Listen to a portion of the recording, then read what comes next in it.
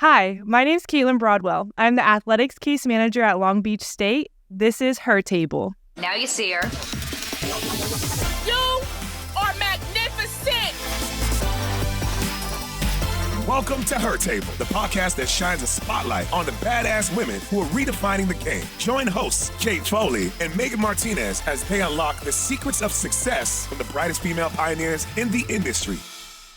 Welcome back to another inspiring episode of Her Table. This week we have Caitlin Broadwell on to share her story with us. I can't wait to hear all about her very important role in athletics. Caitlin is a mental health liaison for all student athletes at Cal State University, Long Beach, where she provides supportive counseling, follow-up care, and is an all-around person being the face and voice for mental health and wellness around campus for athletes. On top of her crucial role in mental health, she was also a standout volleyball player in high school and college. I can't wait to get into it with Caitlin and hear all about this new role she has built for herself. Welcome, Caitlin, to Her Table. Caitlin, so tell us about your role at Long Beach State University. I think mental health is such a huge part of our world in the state. And I think it's so important for, people to recognize that it's such a crucial thing in everybody's life. So please tell us about your role at Long Beach State University. Yes. So I'm the athletics case manager, which basically means I connect the student athletes to mental health support, sports psychologists, and then their basic needs like housing insecurity, food insecurity. But that role didn't exist until I got there. And so I really got to develop it and create it on my own. Mm-hmm. And I really just took what I learned. I did my internship at LSU for my counseling degree. Go Tigers. Go Tigers. And I really just took what I learned there and kind of created my own program out of that. And so I'm still developing it. I'm still creating it. And I love it. And I'm like in the athletic training room. That's where my office is. Okay. And so I get like just face to face all the time with student athletes. I've seen just over the course of 2 years how much it's needed. Our athletic department has seen how much it's needed. Right. By just having a face in that position, the student athletes have gotten way more support than they did before that position existed. I feel like mental health is becoming more top of mind for everyone. And I feel like sometimes it's really intimidating and it's really scary to like raise your hand and be like, I need help in this space. But to have somebody, for them to be able to put a face with where help can come from, because sometimes they don't know where to turn, right? So it's like, I need something, I might not know exactly what I need or where to get it, but to just have somebody that's a friendly, kind face of like, just let's talk it out, let's work it out. Yeah. How have you, as you've developed this position, what did you focus on in school that led you to this position? So what's your degree? How'd you get where you are? Yeah. So I got my bachelor's in psychology at Colorado State Pueblo, which is a D2 in Southern Colorado. While I played volleyball there too. So I played volleyball for 4 years indoor. Okay. And then I went on to get my master's in kinesiology and a master's in counseling, while I also played beach volleyball at LSU for my 5th year. Wow. Awesome. So I think being a student athlete like made it to where the other student athletes now currently just respect me a lot more because they know I understand what they're going through. Well, They can relate to you, right? Like they're like you, and you can also draw from that too. I think is so important of when you have experiences in life or you have qualifications that might not necessarily, someone else might not have it. Just allows you to attach and be more comfortable because like I've been there. Yes. And it's much different than somebody like me saying like, I've been there. Yeah. Okay, sure. But like, I've actually been where you are and I've struggled with that or I had that problem. Yeah. And I think for you to sit in such a unique space, and you're not much older than everybody you're dealing with too. Yeah. How has that hurdle been for you?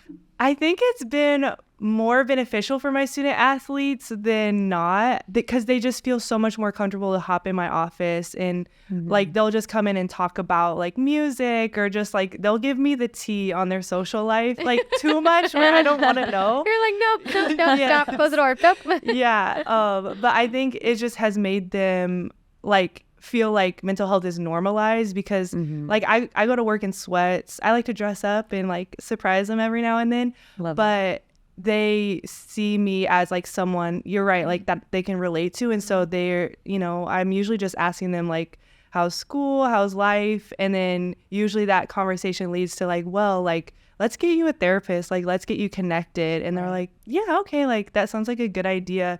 And it really just takes a conversation, and like, it's just because they're comfortable with me at the end of the day. And is there something like in your life, what inspires you to get into this field? Because I think that's so telling and so amazing. So yeah, what made you even want to become this? Yes. In freshman year of high school, I took a psychology class, and I had no idea what sports psychology was, but I was an athlete, and I was like, oh, I love psychology. Let me be a sports psychologist. And like literally for the 8 years I was in college, that like never wavered, that like desire to work with athletes and the desire to work with like mental health. And as I've like learned like so much more about this field of like working in mental health, sports psychology, and athletes, I've kind of like learned the differences in like what sport performance is compared to mental health. It's like very, I'm trying to think.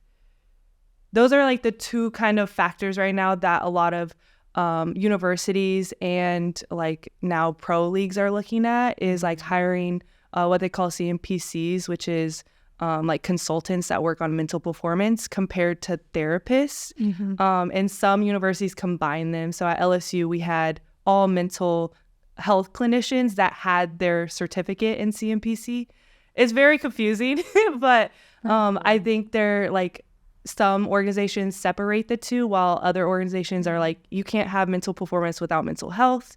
You can't have mental health without mental performance with our athletes. And so learning the differences, I really like was like, I lean way heavy on the mental health side. Like, to me, I want to know like, what's your traumas? What are you going through? What's your attachment style? And how is that impacting you on the court? Because everything that like happens outside of the court always ends up bleeding onto the court. 100% it does. For sure. Yeah. And like does. athletes are always talking about like, this is my outlet, but I'm always like, well, what if it wasn't your outlet and it was something you went to when you like had a clear mind? And like, imagine how much greater you could be if you weren't running to it, like running away from something. That's very true. I mean, that's such a good way to look at it, because I've heard a bunch of athletes that are like, when I don't know what to do, I go to the gym. When I'm fighting with my girlfriend, I go to the gym. When I'm mad at my coach, I go to the gym. And so sometimes I feel like you're taking a negative and you're placing it on something that should be so positive, but you're using it as the outlet. And I think there's a healthy version of that, but I love what you're saying, which is like, there should also be a healthy version of you being able to show up to that without it needing to be a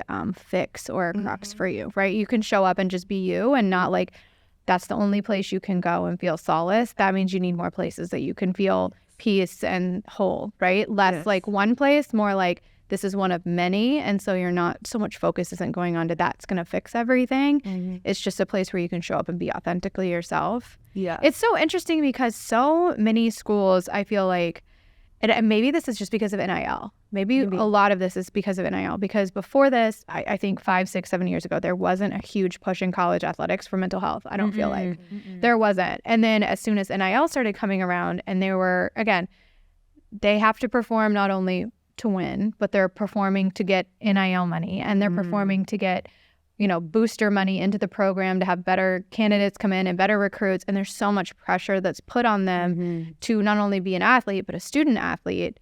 You know, it's fascinating to me how all of that seems to be kind of intertwined, but no one wants to really be like, maybe that's why, because it's no longer just even across the playing field. I mean, you see the portal opens up. People are going to pay $2 million to leave their school and come play here. And, you know, ultimately, like, whatever's best for everyone. But there is a mental health aspect of that, of there are some people that aren't getting those opportunities and they're performing the same job on the team. How does that, you know, how does that affect those people? What for you is like driving this? Like, did you have an experience where you're like, I wish I had this, or I saw a need for it? Or was it just like this is missing? I played indoor volleyball at CSU Pueblo, which was a D2. And so we don't have resources like we did at LSU. Right. When I played there for my 5th year. And when I was there, I mean, I was always looking for a therapist, and I'd go to the school CAPS like therapist. And I talk about my sport and how much like pressure and stress I was going under. And they were like, oh, just take a day off. And I'm like, I can't take a day off. Yeah. Like, that's not an option. What does that even mean, by the way? Like, let's just take a day low-key off. break that down. Yeah. Take a day off. Right. Okay, so all this ish is going to be here the day I come back. So pause. Plus and- 20 more because I didn't do anything. Right. Like, I get punished. yeah, exactly. Right. I have like 1,000 more things to do on Yeah. Tuesday because I took Monday off. Yeah, Yeah. I'm just going to thug it out on Monday. Yeah. Like, no, not doing that. And so they couldn't relate, and like they didn't really understand what it's like being a student athlete. And so then when I got to LSU, they had an amazing sports psychology program. Dr. Poole, she's like this badass woman that is running the program, and you should have her on here because she's Okay, so Dr. tight. Poole, we're Shout coming out. for you. We want Yes. She ended up being my supervisor for my internship year, but she was my like sports psych for my like 5th year, and having someone to like help process all the pressure and like for me at LSU it was like the belonging on the team, like that was really hard adjustment as a grad student. Oh, because you were 5th year. Yes. So it wasn't like you were coming in as a freshman. So Yeah. you felt And the you like knew. pressure. That's actually a good, like, Yeah. I never thought of that because it's like, I think those players transferring too, like how big that is. yeah. Transferring, and then like because like the freshman class have their class like that. Yeah, they like grow with them. Right. You know, it's like, great, we're all in this for the next 4 years. Right. And you're like, oh, hey, I'm here 5. Yeah. Like, yeah, I never even thought of it that way. Yeah. Yeah. And so she like helped me process, and I was like, I literally remember in a session, I like looked at her, I was like, I'm gonna be you one day. Like, you know that? That's her. I Yes. love That's that. her. Yeah. Oh, I Yeah. love it. Oh Yeah. my gosh. And so I actually called her before this podcast, and I was Did you? yeah, I was like, Dr. Poole, like, I don't know why they chose me. And she was like, I still have this, like, I still have this feeling, like, you know, love it. you're not alone in this. But yeah, I love that. She's amazing. And so having her, like, having a woman, like, in that position that I literally saw that impacted my life was like, it made it easy for me to see myself in this position. How is it for you? You know, I've had some different scenarios throughout my career where some people have needed mental health help and want mental health help, but they're not prepared to receive it. How do you deal with some athletes? I'm sure you might have had a couple where it's like, okay, I've seen this book, I've read this story, I know what you need, but they're not ready to accept it. How do you handle that? That would be frustrating to me. I'd be like, Yeah. let me help you. Come on, I'm here to help you, but you can't help people that don't want help. Yep. So how do you deal with that from your lens of where you're at? The best advice I ever got in my training was you can't work harder than your client. Say it again for the people in the back. You cannot work harder than your client. I love it. And that was really hard for me, but I felt like I learned that at a really like young age in my like career. Was you can lead a horse to water, but you can't make them drink. Yep. But as a helper, like most therapists have that natural like helping instinct. It's really hard to watch because they're struggling and like they like keep saying like, yes, I'm gonna like show up for these appointments, and they keep canceling. And it's like, I've done all I can. I have to like release that responsibility that they're not my, like, that's not my responsibility. Right. Like my responsibility is show up for my position and my job and like be the best person I can be while they're in the room with me. But I can't follow them to their dorm and be like, are you going to therapy? Right. It's not yours to carry, but I think as women, we have this like need to be empathic and heal and help and fix, right? Like it's that fixer mentality. But then there's some people you're just like, look, I will pray for you, and I hope that what you're looking for you find. And you know, maybe sometimes you're the person that has to help them realize, because so many people nowadays are used to other people fixing for them, instead of taking accountability for themselves and how they show up and what they have. And I think that's one thing I would love mental health to continue to address and just engage and reinforce is like they have to actually show up themselves too. Like you have to want to show up yourself in order to receive the help. Because like you said, you can make appointments, you can drive them to them, you can sit there next to them. But the reality is if they're not receiving or ready to receive that type of help or support, it's just kind of like talking to a wall. Yeah. And they're not going to get anything from it. And I think especially in sports now, like, oh my gosh, y'all, like the amount of ish that's going on right now in sports and people that just need mental health help. And I'm glad that there's places to do it. do you guys require your athletes to check in with you? Like, is there a requirement policy, or is it just like as needed, or how does that work? Because I'm like, no, I want everybody on a Wednesday, Thursday, Friday. Here's your schedule. Y'all all go in. Down to Tuesday because it's Tuesday today. But I'm actually going to say that, by the way. But, you know, or is it just kind of an open door policy, and maybe each program might be different where you are? Yeah, the only requirements we have is I have to check in if they get injured. So right as soon as we know they're injured for more than 2 weeks, we make sure they have a check-in. They still have like the full like freedom to reject. They always ghost me on those check-ins. Stop ghosting her. She is trying to help you. Y'all, be better people. Yes. And then they're required to come if they test positive for drugs, and then they're required to come if they're like a high risk for eating disorders. Okay. Wow. And so those we usually have contracts for, because that is when it's tapping into your physical health and like your high risk on the field, court, whatever. And so those are the only times. But other than that, it's like their full like own decision. And that's what's hard, because like I was going to say, how do you feel when they ghost you? Because I would be like, bro, don't come knock on my door. Oh, no. that's No. where I'm like, I release responsibility. I'm the only like mental health person in athletics, and so I have 400 student athletes. Oh my goodness. And so if they don't text me back, I oftentimes don't even know because I'm like texting 20 other and athletes. you're getting exactly right. And so like people get in, like, you don't ask for me to give if you're not willing to show up for yourself. Too. And some people need help. Like, don't get me wrong, like some people need to be helped and pushed. But I also think there's a time where it's like a respect thing too, right? Of like, you're doing your job and you have a job to do.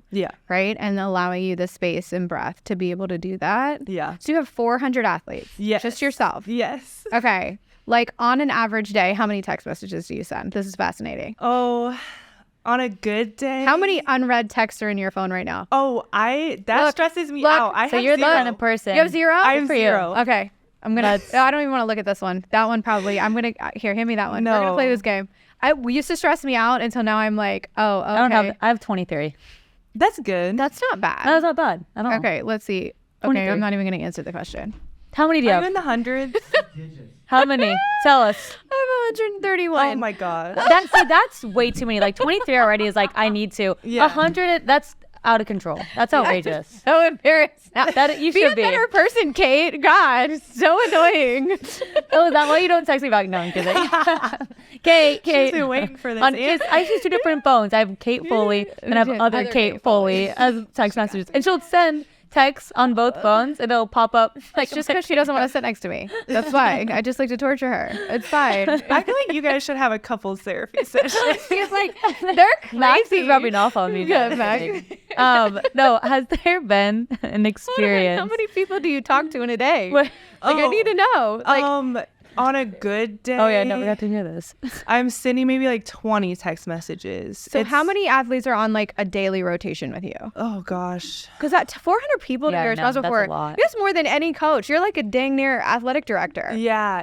And like, granted, like not 400 of them don't need mental health support. Right. But they could. Yeah. And it's like, it's the ones where it's like there's crises after crises. That's when it like feels overwhelming. Right. But the system I've set up is like pretty smooth to where once they meet with their therapist, I'm only checking in on them on like selected times. Okay. Unless they need something from me. But for the most part, like they don't need.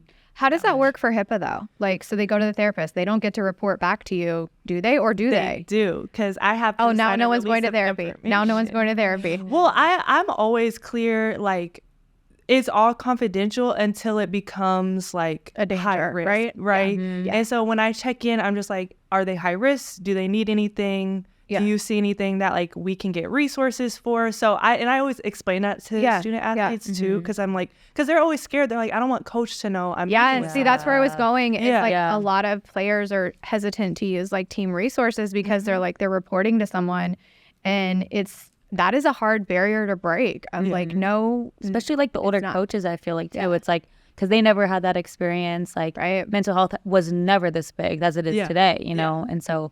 For the students have to then talk to their coaches, or I'm missing time because of this. Like, that's just something that's hard to do. Now, I was going to ask too, like, in your role, has there ever been an experience where you're kind of like, this is why I do what I do? Oh specific my student gosh. athlete or something. You're like, yes. I think every day I have that experience. Love that for you. I had a couple just suicidal student athletes Oh my gosh. that they disclosed that to me, and oh my gosh, it was like the first month I was working there, so I was like already having like just like overwhelming experiences, and having to make like that 5150 call like to the 911 was so frightening. But like the student athlete stayed alive, like that's It that's did our what it was main goal. supposed to do. Yes. Wow. And so I think that experience, I've had a couple of those, and each of those experiences I've just like, I'm so glad I was there, because I don't know if they would have had someone in the athletic department they trusted to like tell that to. I have like goosebumps just because it's like that's so special, and the fact that you are in a way like saving people's lives, and that you're their resource, and that's such an incredible thing. And I'm always so impressed when I hear about therapists or people like you who are in the mental health aspect. It's just amazing. So I think that's incredible, and shout out to you and all of the people who do this. How do you feel like mental health for student athletes, how does that help them perform better? Like, what is the goal? Is the goal to help them perform better? And or is the goal just for them to have more self-awareness? Like, what is the goal for you from a mental health perspective for student athletes? My goal is always for them to feel empowered. It's rarely about on the court stuff, but that's the language I use to get to them, because that's where their mind is at right It now. resonates, right? That's what they can connect to. Yeah. Right. But everything that is connected to their sport often is like reflected in their life. So the like performance anxiety, the perfectionism, the like self-talk, that's how they're talking to themselves outside of sport too, Yeah. That's how they view themselves outside of sport. And so like, I think hand in hand, when they start having better self-awareness, when they start becoming more confident and just becoming more empowered, they become a better athlete. I think it's just hand in hand. It goes like that. And so that's always my goal, is just like, I care more about outside of life stuff, because like, baby, sport's not going to be there for like Ever. ever. Our body's going to deteriorate. Only like 1% of people make it out of college, like to go pro. Wow. And so I'm always working on identity. That's like my passion project, is like life after sport. And so I'm always like getting them to like, what do you do outside of practice? And they're like, I sleep, I eat, and then I do homework and I go to bed. And I'm like, let's like try to find some hobbies, because when sport ends, that's when like life hits you, and you're just like, I have all this time. I spent my whole life and career on this sport, and now it's not here anymore. Like, who am I? Who am I? Yeah. How do I spend my time? Like, what do I do? Right. And I experienced that myself. And so I try to like, just like in our day-to-day conversations, like, how are you taking care of yourself? What are you doing this weekend?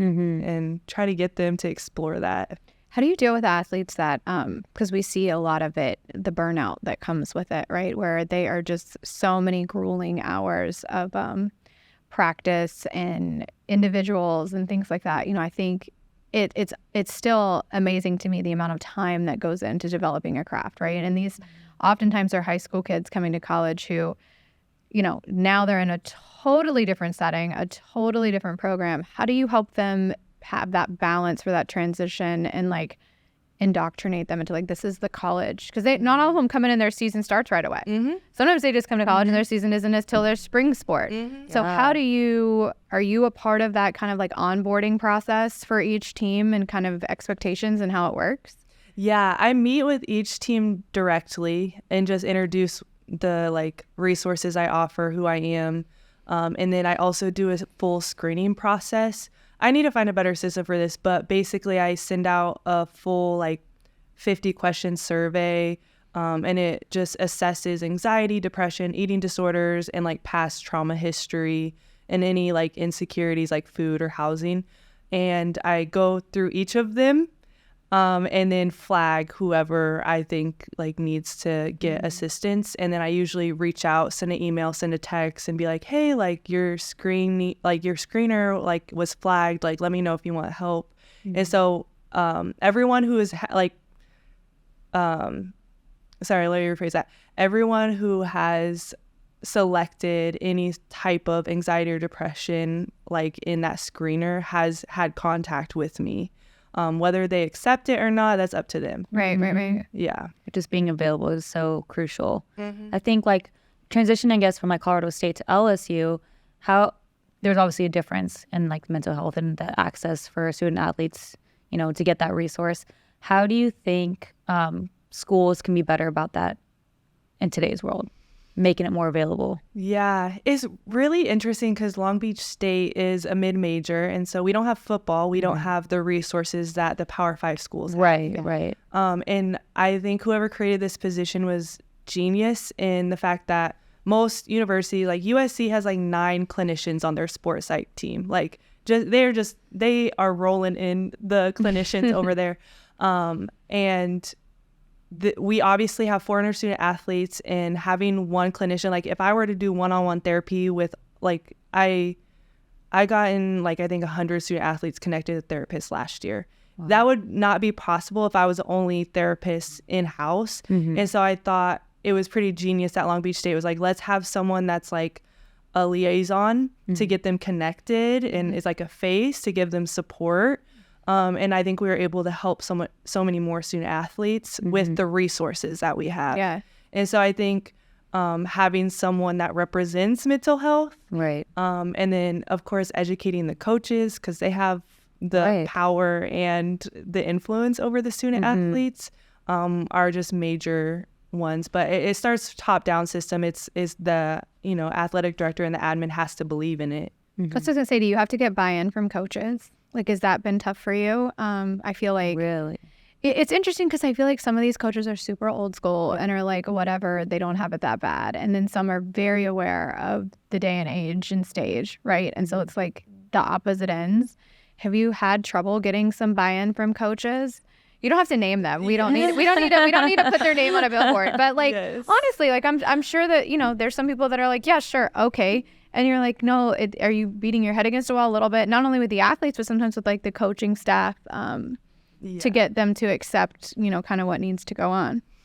I knew there was going to be resistance coming into this position. I am a young brown female, and I'm talking about mental health. Like, these are all things that there's resistance towards in the athletic world specifically too. And so I've had to gain a lot of my respect just by showing up and supporting the athletes. I'm always very direct in my communication. I'm always, just like trying to stay on top of that. But I think what has like helped tremendously is like my supervisor and then like the health and wellness director.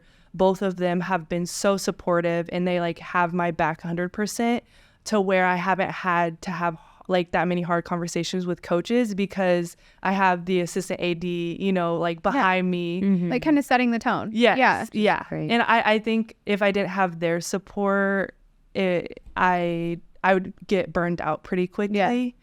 Because it does feel lonely being the only mental health person in athletics. I have to rely on my friends who work at other universities for like consulting, and it is like difficult, but I think having that support in-house, like, do you feel like a lot of times in my career, not a lot of times, oftentimes in my career, because I am a young female, it's like, do you really know what you're talking about? Do you really know what you're doing? Are you sure? Do you feel like because you're in a younger stage of your life, right? And there might be some athletes that are relatively close in age to you. Do you feel like because you're a young, attractive girl, like you have had to prove yourself a little bit more in this space to kind of stand your ground, right? Of like, I should be here and I have every qualification to be here than say maybe a male counterpart would have? Oh, yeah, I think so. I mean, I think that's always a yes to that question. Yeah. Just the world we live in. Yeah. And I think also with like mental health, people are like so scared to touch it. Yeah. And they don't know a lot. And so a lot of it is me educating like what I do. Because like a lot of the like just athletic staff just isn't too sure of like what. It's scary because you're like, if I get it right, cool. If I get it wrong, not good. Yes. Like but it's also, it's not, I mental health is such an interesting facet because it's not like a broken leg that you can see be broken. I mean, how many people do we know, and even celebrities and entertainers, and even there's a bunch of guys within the NBA that have had to step away from mental health. You know, there's nothing physically wrong with them. Yeah. And so unless you see somebody with a broken arm, you're like, oh, you're fine. Yeah. But it's not, you know, it's a very difficult thing, I think, sometimes, especially for young men and even young women to say, hey, I'm struggling and need help, because it's looked at as like a sign of weakness as opposed to a sign of strength, to be able to be aware enough to say, like, I'm not okay and I might need some help and there's nothing wrong with it. How do you kind of manage, you know, from a crisis management standpoint, how do you as an individual not carry that with you? Because I think I would like strap it all on and we're just like, you know what I mean? You're carrying 500 pounds of weight, but you're one person and you have to look out for yourself. How do you balance, and what is your balance for you outside of work to offset kind of the stress of your job? Yeah, that's like preventing burnout, essentially, is finding that balance. That's like how you prevent burnout. That's how I teach my athletes to prevent burnout, is making sure your life isn't only sport and school. And I take that so seriously. That's why I moved to California. I had better job opportunities on the East Coast, but I knew I had a community here. A lot of my former teammates live here. I lived here throughout my summers training for volleyball. So I'm a big community person. And I was like, I need to be where my people are. And so that's why I chose this job out here. I am outside all the time. I love California for that reason. It's snowing back in She Kansas. hates the taxes, but she loves the sunshine. Yes. Yes, exactly. I'm a big nature. I like work out. I stay on top of all of that. I eat good. And so if I'm telling my student athletes to practice this like healthy habits, like I have to be doing it myself. For sure. And of course, like I slip into like, I don't go outside when I'm feeling down. Like I have my own mental health journey, which also I am vulnerable, and I share that with my like students as well. So they know like it doesn't look like that all the time. But yeah, I'm so big on leaning on my people and being active, being outside. Is that like how you feel like you stay motivated to like keep on working with these student athletes? Because it's got to be hard, like not dealing with, but like helping so many people out. Like what motivates you to keep going? Oh, just the student athletes I'm currently working with. I want to see them live out like the rest of their story. Like I want to see them on the court after, you know, I watched them like just really down, crying in my office. And I want to see them like being successful and making it. I've had a few student athletes I wasn't sure if they were gonna like continue playing because of their mental health, and to like still see them going. Like I think it's gonna be hard to leave whenever it's time to transition and move on, because you build these relationships, you invest in these student athletes, and watching them grow is definitely what motivates me. Awesome. What do you feel like for you, you know, when people come in, what's like the number one cause that you have identified or see reoccurring for like a mental health trigger or an issue, or what do you see causing it the most in these student athletes? I mean, it's anxiety and depression. Those are like the two most common ones, but underlying it's perfectionism. Like I think it's really hard to be an athlete and not have a level of perfectionism. Yeah. Because every person has that, right? Where it's that like, I have to be this version that someone else has created of me, and I have to live up to that. Yeah. And if I'm not, even if it's wrong, I still feel like I have to live up to it. Yeah. And I think it's the like perfectionism is what drives them to just like only be thinking about their sport, only be investing in their sport and not seeing themselves outside of it. But definitely just anxiety. They're all anxious. We got like, now is a very interesting time with student athlete mental health, because we have, all of them are post-COVID. So last year at Long Beach State, this was like some of the juniors' first year ever having in-person classes. So they were like, I don't know where my classes are on campus. Like, I don't know what building this is. We have NIL stuff, so they're like running a business on the side, which is like these students. These students have And then we also have like sports betting. We don't see it at Long Beach State, but I'm like thinking about at like Power 5 schools. Right. Like people are Pressure, yeah. and people are like getting tweeted at like because they're mad they lost $10,000 they bet on like, you know, Jaden Daniels to like throw a touchdown or whatever. Right. And like they're getting like harassed and bullied and just like torn down on social media. And so like we have a lot of factors playing in their mental health, and I think the good thing is it's being talked about, and a lot of universities like Long Beach State are shifting to finding ways to get them support because they need that unique support that I don't think they could just go onto campus and get like the 3 free sessions that like CAPS offers. They need therapists that know what like they're going through. And like what difference have you seen from when you were a student athlete, which obviously wasn't too long ago, but even now, like, because NIL, that's been such a thing the last like 2 years or so. I mean, maybe like from your teammates' point of view, like when you were playing, and then to the students now, like I just feel like there's so much pressure on these athletes. Yeah. I think the NIL really blew up the social media aspect, at least for my female athletes. Or maybe that should be just because I'm living in LA now too, and that's a whole different culture of like that's a whole nother appearance and body image. But I think that's a big issue is social media. We hear that in every area of life of it being an issue. Right. But that just puts so much pressure on them. Yeah. I think too, it is interesting of, you know, and I have a love-hate with NIL. Like I do, because I think it adds so much pressure. I think it's also just a place where there's too much change. There's not enough commitment. It becomes opportunistic, and it teaches people to be opportunistic as opposed to loyal. But in the same breath, I do think that there's a healthy version of it because these schools are making so much damn money off these kids, and they're just kids. Like they are just kids. And, you know, then you're like, okay, I'm running a business and I make all this NIL money, and then what?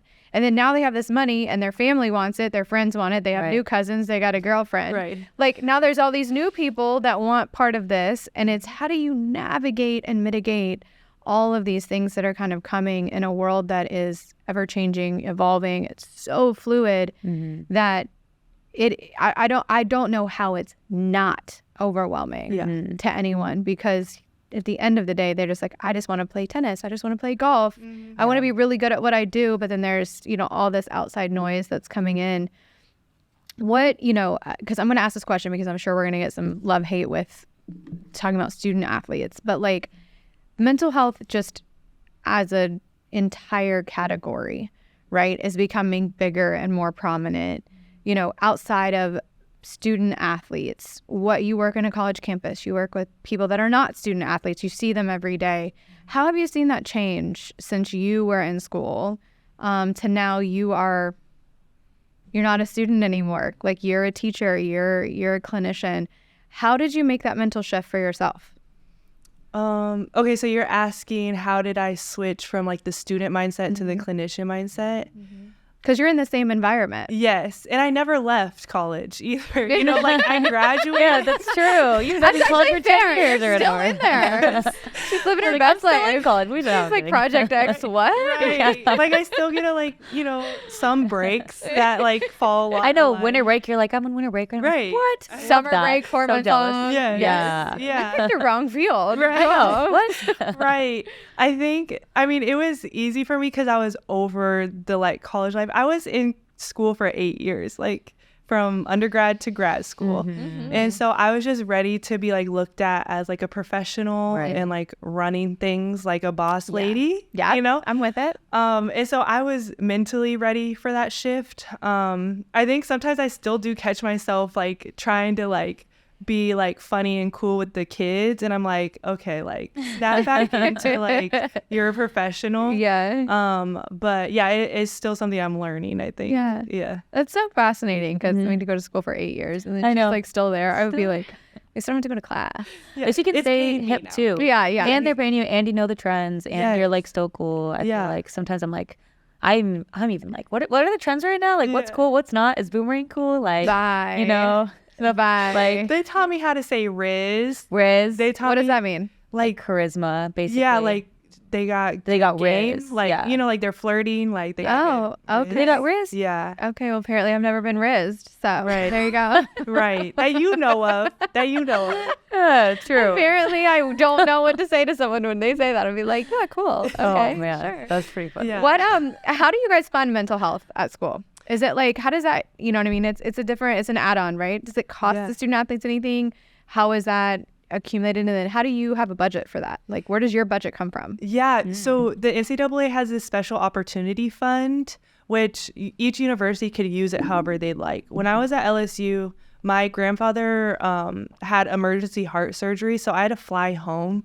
And through the special opportunity fund, LSU covered the flight home. Oh, wow. And so they decided, because they had so much money, like they could use it for stuff like that. So they decided for like family emergencies, we'll fund, you know, the flights.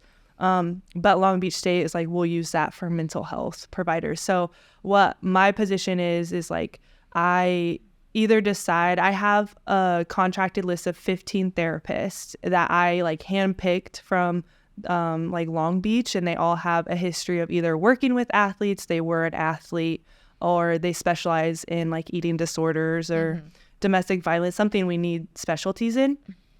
And some of them take insurance, some of them don't take insurance, which is valid. But I either try to pair them up with their insurance and then we cover the copays, or we just pay outright through the special opportunity fund.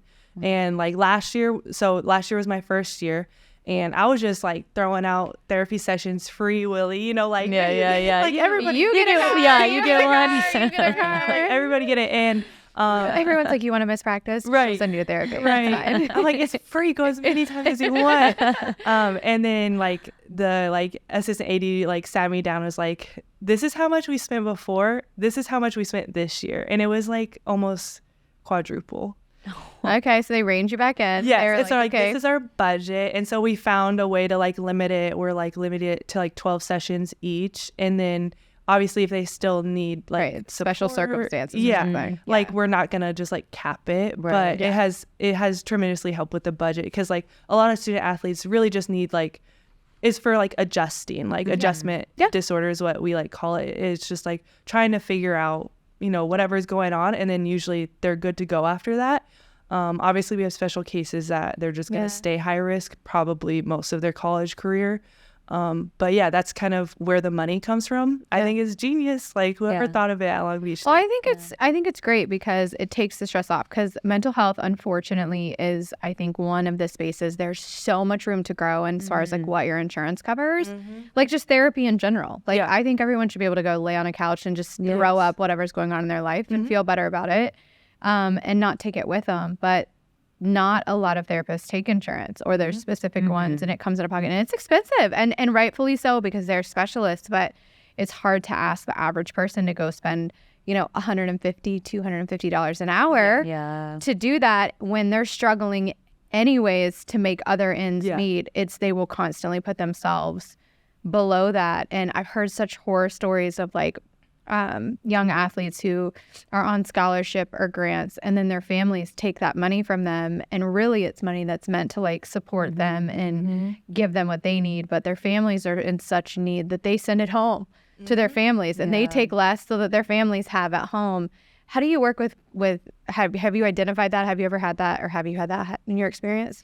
Yeah, I haven't heard them I haven't directly heard them like tell me that they like are sending their money back home, but I know for the most part the students that are in financial need, and that's why I'm always encouraging them to start therapy now while Long Beach State is covering it. Right. Yes. So then they can like build up those tools, so whenever they get a job, like they can go to therapy if they want, or not. But yeah, I mean, that's a big issue, and I think we see that in a lot of like predominantly like Black sports like football, basketball, where these students, one, because like those sports are a lot more accessible than like the sports, if you think about like volleyball or like lacrosse, like that takes a lot of money, where like you can be good at football and basketball by just like going to the courts, you know, and like practicing. Right. And so there's more opportunities for people with lower like socioeconomic status to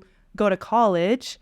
And then in return, that's where we see them like sending that stipend money back home. And then they get like yelled at by like whoever that they don't like, they're not eating enough, or like, you don't know how to spend your money. And it's just like, one, you're not giving them financial education, but two, like, you don't know their story. Like, you're just assuming. And so I haven't directly seen it, but I know that story like pretty well. Yeah. Wow. Yeah. It's interesting because it is, they are 18 years old and So young. You know, I mean, look, we're all still trying to figure it out and we're not 18, but but at the same time, like it's intimidating too, because your whole lifestyle has changed. Your group of friends has changed. Your team has changed.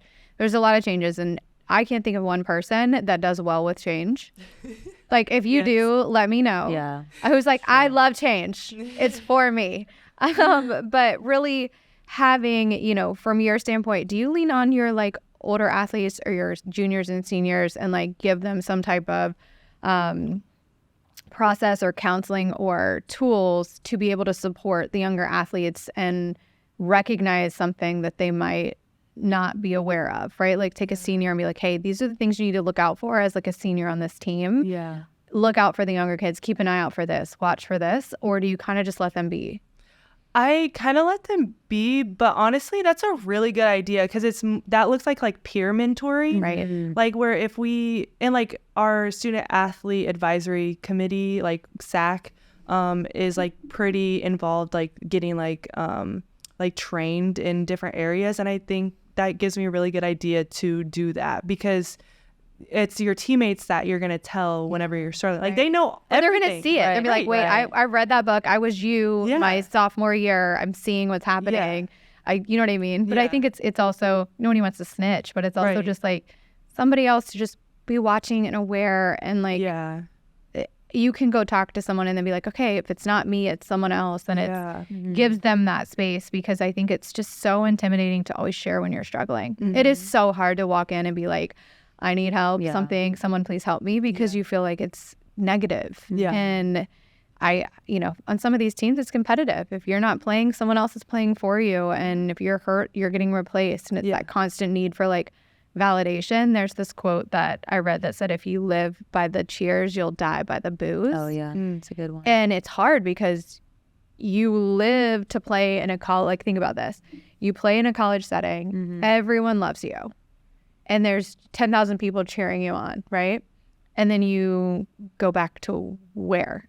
So then you find yourself in a setting that is loud and people love you, and it's a very false identity than actually who you are. Because most of those people don't know how to sit with themselves quietly. Even in the pros, like, we deal with it a lot of how do you play in front of 20,000 people cheering for you. And most of these young guys, 18 years old, 19 years old, go home to an apartment. If they're lucky, they have a dog. Yeah. And it's quiet. Yeah. And they don't know what to do. And then they get themselves in trouble because they're constantly trying to fill that like scary, icky place of just being alone, because the only thing they know how to do is thrive in a chaotic world. It's so wild. And on top of that, that's such a good point.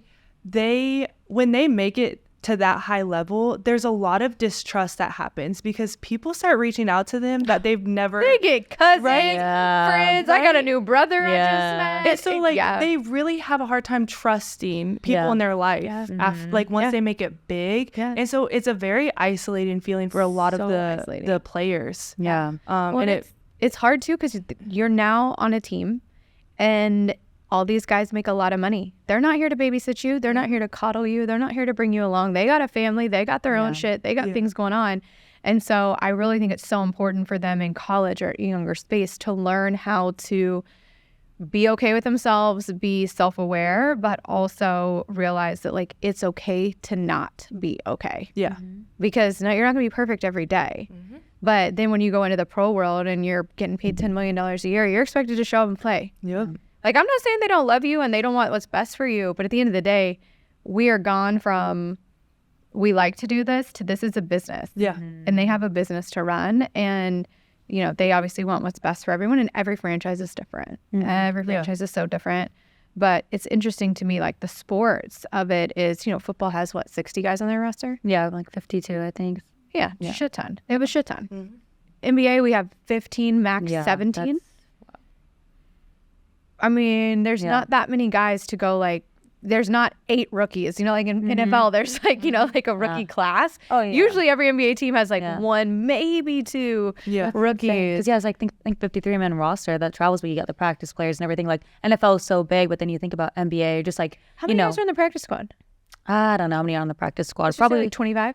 Probably about that. And then 53 are on the roster. But just think about how 53 plus practice squads, and then think about how selective it is in like other sports, like NBA. Think about how much smaller it gets in the volleyball. WNBA. That's stuff like that. Yeah, it's hard to get into like the female pros. It's like 10 times harder. Yeah.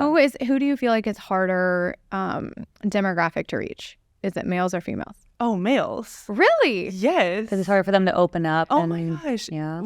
I don't know. Have y'all heard the word machismo? Like, just, it's like. Y'all are teaching me all kinds of words today. I need to say no to that one. So we need you to unpack it. It's a Spanish word. So it's a Spanish word. And what does it mean?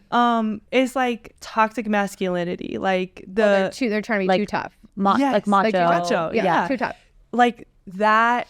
I mean, the sports culture in general with males is just like toxic. It's toxic for like, if we're looking at a gender perspective, it's like toxic. Yeah. And so all of my guys, I usually build relationships by like being in the training room or going to practice and like just cutting up with them and not even talking about serious stuff. Right. You know, like that's where that's the scary stuff. Yeah. That's where they're like, turn it off, don't listen, tune out. No. And then when they do make it to my office, whether that's like their coach is like basically dragging them, like pushing them in my office, or detention. Yes, like, or like, like some of them like have to like for team rules or whatever. That's where they're like, I don't have a problem. Nothing's wrong with me. And I'm like, well, it seems like something's wrong because you're in here. Like, then why would they send you down here? Right. But it's also like they're always the ones supporting people. I hear this all the time. But they don't have people to support them. Yeah. And so they don't. I think it's more so they don't know how to. Like, they're like, what do I do? Just talk? And I'm like, well, yeah. Like, you just like tell me like what's going on. Yeah. And usually, like their initial meeting is always with me. I do an intake and then I decide where like which therapist to go to. Wow. And in that initial intake, they're always saying like, that's like kind of the first time I told someone that. And every time I hear that, I just feel so honored to be in that position that I've created such a safe space for them to do that. That's a beautiful way to look at it. Yeah, it really is. Yeah, but it also makes me sad. Like, now I'm like sitting here like, that's why they need you, like you in their lives. Like that's that's incredible. But it's so, you know, I have 2 boys, and I feel like there was a time in the world where it was like, boys don't cry, they don't have feelings. You just chin up, keep going. Even as like women, like I've been told that like just thick skin, don't let it bother you. And now I hear more and more from people of like, sit with it, feel it, take it in, and then move through it. As opposed to just collect and collect and collect. I call it the tick tick boom. So like eventually this shit is just gonna blow a gasket and it's gonna be really bad. And even in some of like my athletes now, I can see with them, they carry, and then it's like ding, ding, ding, and you get nervous because you're like, it's got to come out somewhere. I also think too, it's interesting because there's so much talk around mental health and young kids. But then I also feel like so many people are just like, oh, they're just kids being kids. You know what I mean? And it's like, no, your kid's an asshole. Like, he's not just being a kid. He's an asshole. Like, he's mean. He's nasty. He's hurtful. And you need to be accountable. But I think there's a lack of parenting. It's an easy place to blame it on something else than to blame yourself and say, I wasn't a present parent or an accountable parent to like help my child be a good, productive person. And then it just morphs into, this is the only way I know how to be. Not necessarily be who they are, but it's who they have become. And unwinding that is so hard for young men because it's like, I have to be this rock and I have to take care of my 4 brothers and sisters, or a girl, I have to, take care of this, that. There's so much pressure that they're not actually children. So they don't go through the same learning curve. They grow up really, really fast. And then they get to be adults and they're like, and then they have kids. And they're like, it keeps going. And, it's interesting because at my kids' school, they just got an emotional support dog for the school. Oh my Love that. Which I'm like, I never thought of it. Yeah. But then I I'm was saying like, that at work. Yeah. that's so cool because these kids see a puppy and they see this animal at school and it, if they're having a hard conversation or a tough conversation, that animal can then support them in so many different ways to make them feel safe and connected. And I'm like, you guys, that's such a cool way to do it with little kids. Yeah. And I'm like, damn, that's really smart. Yeah. But it's weird to see people figure little things out and then someone's like, oop, taking that, and it grows and compounds, which is so special. And I don't know, I just feel like college athletics is still, there's such a finite resource difference between big schools and small schools. And oftentimes kids go to the school that offers them the most amount of money that's the less stress on their parent. Yeah. But that doesn't mean they need less support. Yeah. Does it mean their experience is less at Long Beach State compared to LSU? Their experience might be identical. Yeah. The just funding is different. And the same thing goes for men's and women's sports. Yeah. Men's and women's basketball go through the same version of something, but the support is different. Yeah. Again, I'm never going to fix it in my lifetime, but it's out there. Yeah. And it's like, how do you do it? And I think the more and more these celebrities talk about mental health and people of influence, I don't even know if it's celebrities, it's people of influence talk about their challenges and what they're doing with them, I think is really healthy.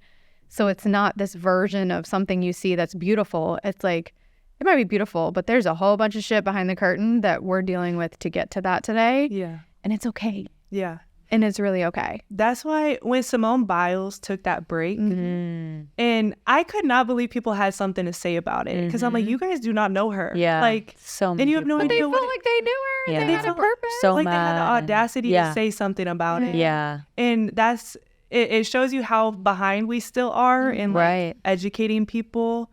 But it also, like, her example obviously caused great conversation, which it did inspire more people to talk about it and like learn about it and like essentially get support themselves. But I do feel like it's unfair because had a male in that exact same space done the exact same thing, and there's plenty of them, no one's writing them as hard as they were negatively impacting her. And if she's stepping out for mental health, what do you think you saying something nasty to her is going to do? Right. Yeah. Do you think it's going to help her and want her to be like, oh my gosh, you're so right. Let I'm me come coming back. Yeah. It's like, no, I don't You're think like, so. thank you for proving my Exactly. point. Right. Like, Yeah. thank you. Case in point. Right. Have a good day. I had an extra day because you said Yeah, that. because you said that. Yeah. Have a day. Have you ever been in a scenario on campus where you had, we've obviously seen some very unfortunate tragedies happen on some college campuses lately in this past year. Have you had to deal with anything or been a part of anything through that lens with student athletes or athletes in general or students in general at your school? Yeah. Thank God I haven't. As a student athlete, I was at LSU when one of our LSU basketball players got shot and died.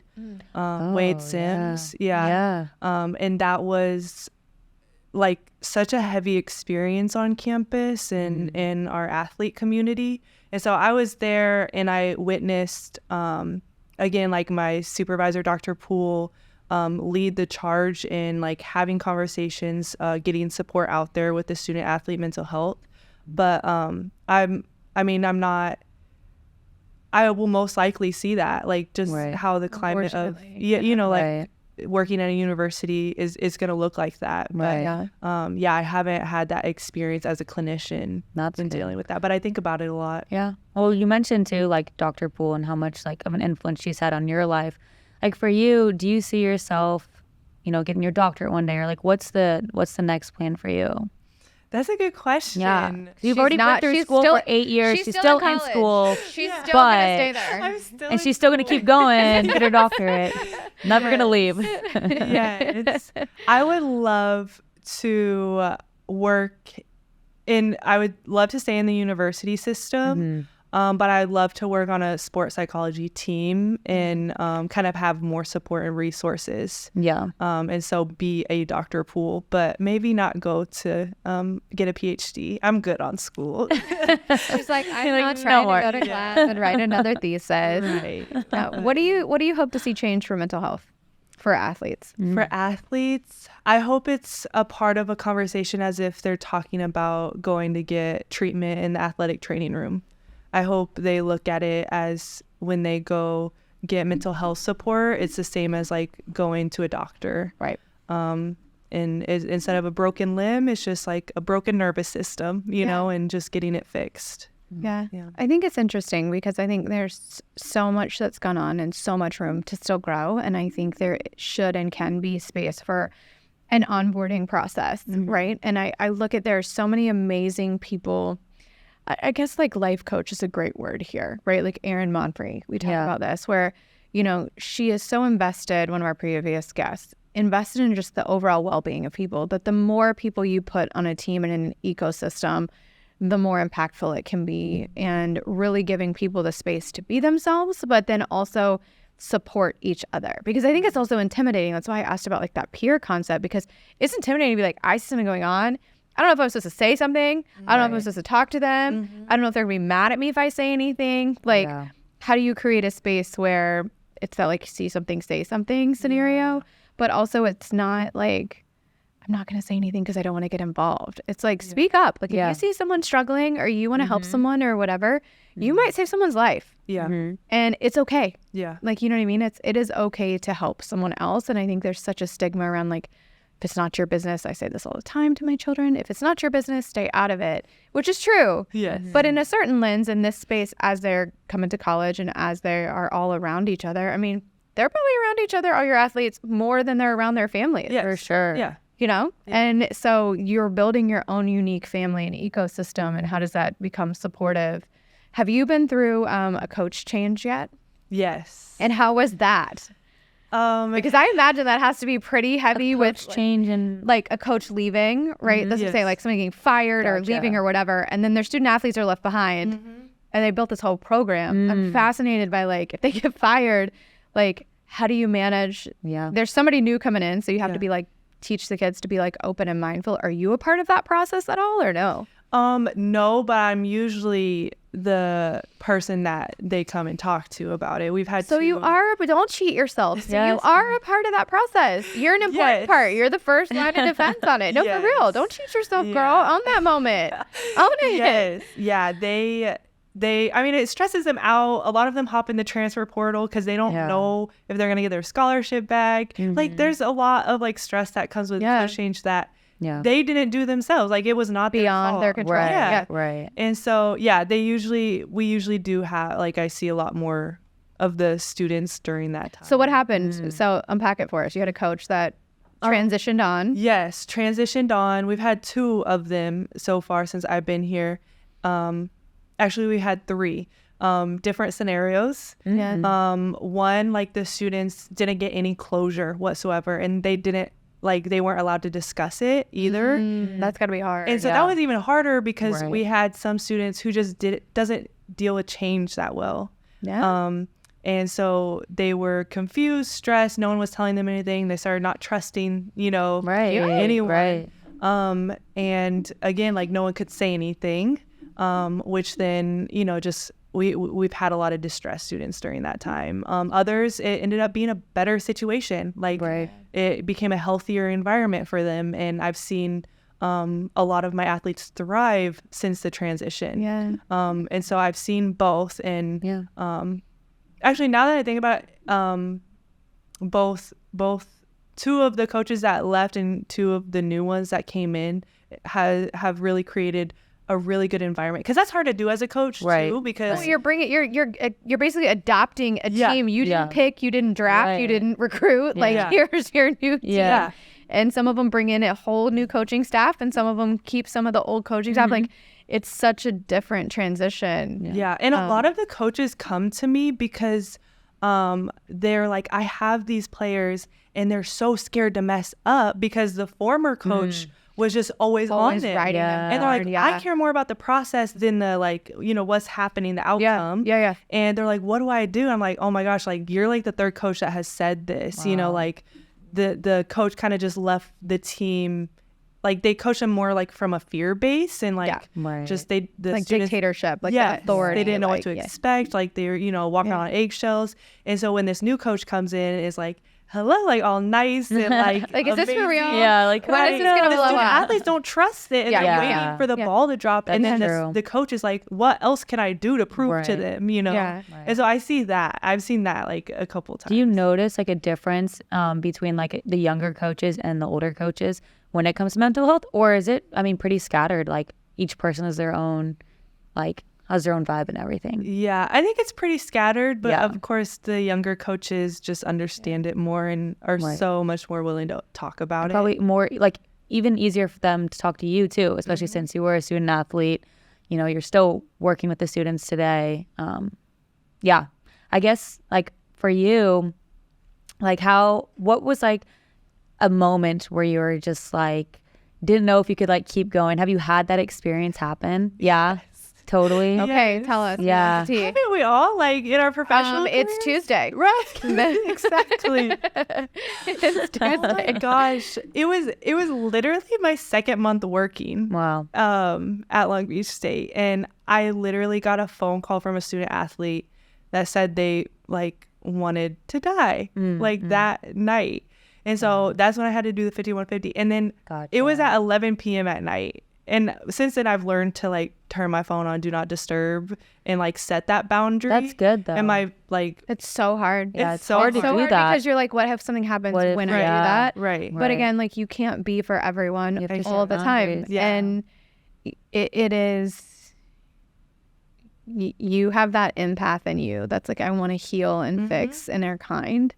And sometimes people take advantage of that as opposed to like understanding you're a human being too. Yeah. And I applaud you for setting that boundary. Yeah. That's a hard one to set. No, Yeah, seriously, it it is. I applaud you for doing it. 'Cause it is something that I struggle with still daily, right? Of just, you know, it's okay. If Yeah. something happens, it's not your fault, you Yeah. know? Did you have to call their parents? No, I didn't call their parents.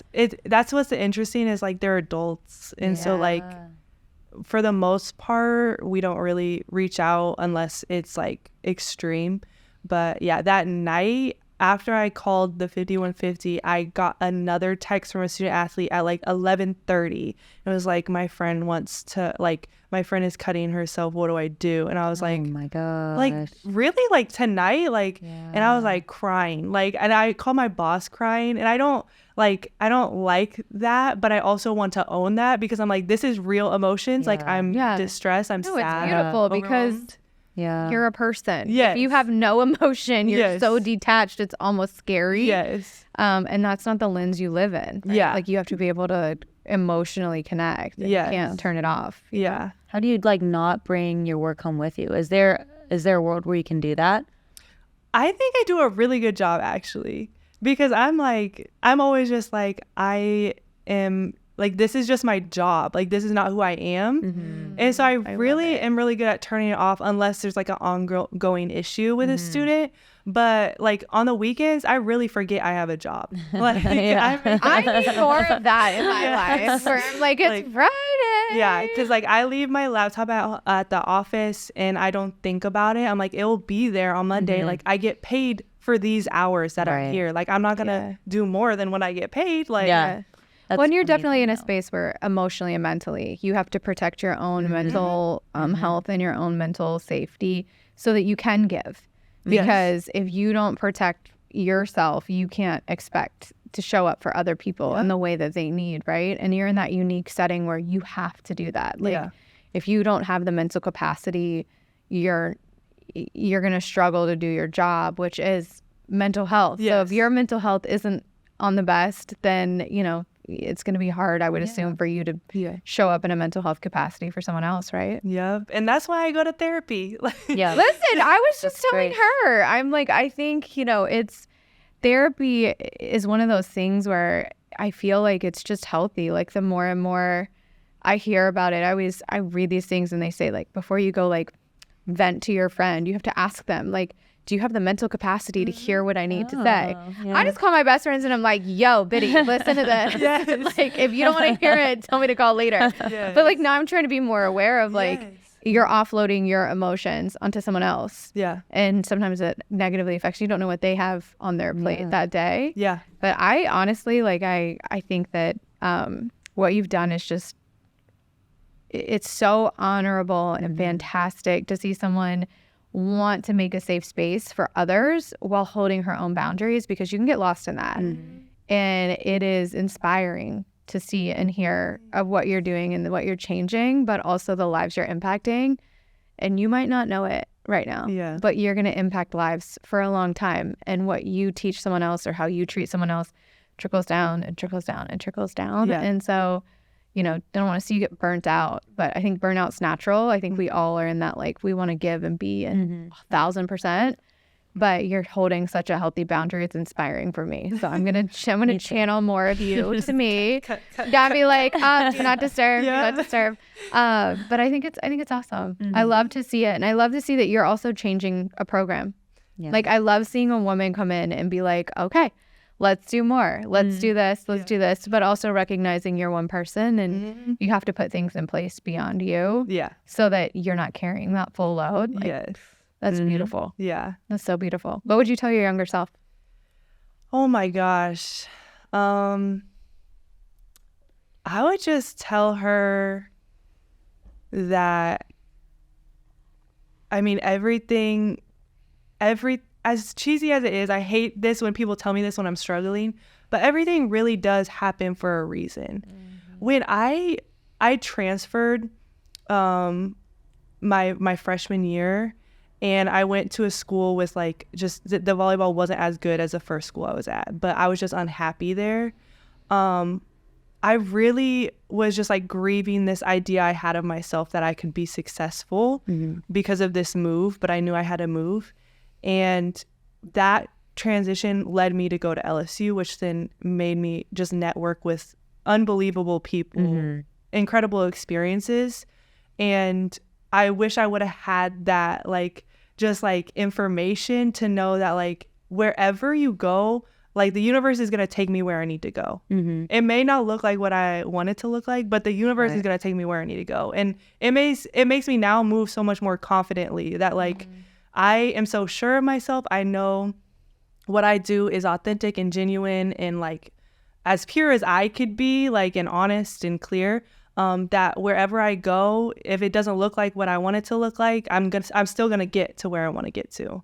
But that's hard. It's so hard, especially at a young age too. Like, you're still learning about yourself too. So it's just, like, being able to comprehend what's for you will find you. For sure. In more ways than one. And I tell my athletes that all the time, and they don't understand.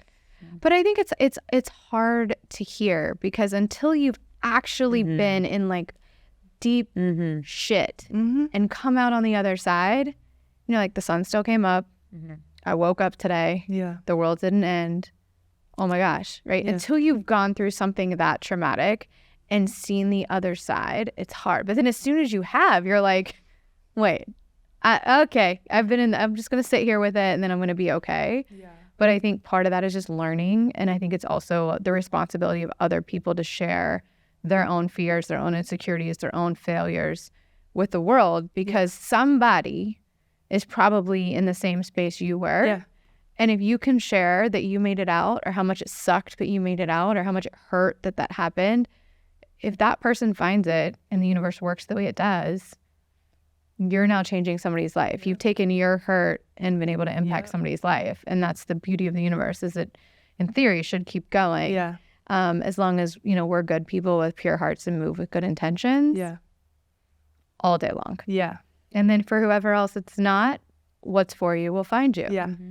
Good or bad. What you put out. Exactly. What you won't get. I don't wish ill will. Just what's for you, I hope finds you. In whatever capacity that is. And it will, because that's how it should work. But keep, like, kicking ass, keep doing amazing things, keep changing the world. It's great for these young men and women that watch this show to hear that you've taken something that you're passionate about and created a career for it. And 10 years from now, we'll probably see more and more and more of this. The more people raise their hand and say there's a need for it. Because I think that's the challenge with mental health. If it's the unseen disease. So if you don't see it, you don't know there's a need for it. And if people aren't speaking about it, asking for it, it's like, well, no one needs it. It's not like, everyone needs to eat lunch. Like, you know what I mean? It is a something that isn't, it's physically debilitating at times, but not all the time. Yeah. And so I think that's where those of us in like leadership and places of inspiration have to do a better job of being vulnerable about like what we struggle with. Yeah. So that it can create a conversation for someone else to do the same. Yeah. And you guys are doing it too by creating this platform and like having a whole episode talking about it. Because I think I heard you earlier that there's like over like 2 million people like viewing what you guys are doing on Her Table, and like that, if it just hits one person, like that's a win. You're gonna make me cry. You know? She's crying. Talk about being vulnerable. No, it's so beautiful because you meet so many people in this world, and you never know how like one story is going to impact you or change you. And oftentimes it's easy to show the pretty version, and it's hard to show the work that it took to get there. And so that's what's so important for me at Her Table and for us at Her Table, is to be able to say like everybody is different and beautiful in their own right. Yeah. Everyone's path is different. Their purpose is different. But the majority of people share the same why. Yeah. And I think that's what's so cool about this. Yes. Everybody's job is different. They look different. They speak different. But they want better for someone else. And in this case, we all want better for other women, but for people in general, but for the next you, right? Yeah. And I think you talked about you're her, right? How many girls are going to watch this and be like, I want to be her. Yeah. So you're going to be somebody's her. Yeah. Like, that's so cool. You're going to be someone's her just because you're an amazing person. Yeah. Yeah. My job here is done. Yes. I'm done. That's it for today, people. Scene. Tuesday's a wrap. Mic drop. Tuesday's a wrap. On to next Tuesday. No, but thank you so much for coming on. We love sharing your story, and I can't wait to see like all the amazing things that you're gonna do, and just literally the lives you're changing, and you don't know it yet. And I can't wait 5 years from now when those people come back and tell you what an impact you're making and continue to make on them is gonna be really special. Thank you. Awesome. Thanks for coming on. You've been amazing, and you're so patient, and I hope you remember that, and we love you so much. Okay, Megan, that was honestly, I got like choked up on that one. I know. That one was really special to me. I mean, watching a young woman who has taken such an initiative and pride in her ability to create a space and a safe space for student athletes to receive mental health, education, awareness, and just opportunities for growth is, I mean, at such a young age, she's going to do amazing things. I know. I just thought it was so special too because, for her, she was an athlete growing up. She played, volleyball in college, and then she's now helping student athletes right now. And I just think that's so special because those student athletes can now relate to her. And she's kind of like their friend, but also, their mentors. And I just think that's something so special. And, when she's going through those athletes and she's flagging if there's something that, maybe some athletes should talk to someone, I think it's cool that she then is liaison to therapists and like linking them up to really help them in their life. Well, I think it's great too that the school is using some funding from the NCAA. I didn't know about that program. I didn't know about that at all. So that was really cool to hear. But also being able to use the funding in such a strategic way for her to be able to assist and help and educate, but also to create boundaries for herself where she is liaisoning, she is giving them opportunities to receive help, but it's not solely on her to help them, I think is such a smart way to do it too, because it's not, I mean, she has 400 athletes to one person. I know. I mean, that's insane. Not to mention all the coaches that come to her and need guidance or assistance. And so, shout out Long Beach for, putting that in place and giving their student athletes a space to find mental health resources. And for her, for creating that space, she's creating and defining that position. And, I can't wait to see what she does with it moving forward. Mental health is going to consistently, in my opinion, continue to be a big topic of conversation around the world and throughout people, but specifically around athletes and student athletes as we see these things continue to develop with NIL and the portal and all the stress and triggers that come for that. So I love it. Caitlin's doing amazing things. She is. And I think it's so telling to her about her, and also like for other universities to kind of take note of, Long Beach University. I think that's awesome because they can learn from them and then they can continue to spread like awareness and give their student athletes resources. It's When incredible. think about the show, like we had no idea that position Right. even existed. Had no idea. And now we're able to share that with other people about who she is, where she is, and what she's doing, and inspire somebody to maybe take in her footsteps and carry the torch and continue to build upon that platform for her. Yeah. I love it. Well, thank you guys so much for tuning in. That's it for Her Table. Make sure to share, like, comment, and let us know who you'd like to have on the show next. We'll see you guys soon. Thank you.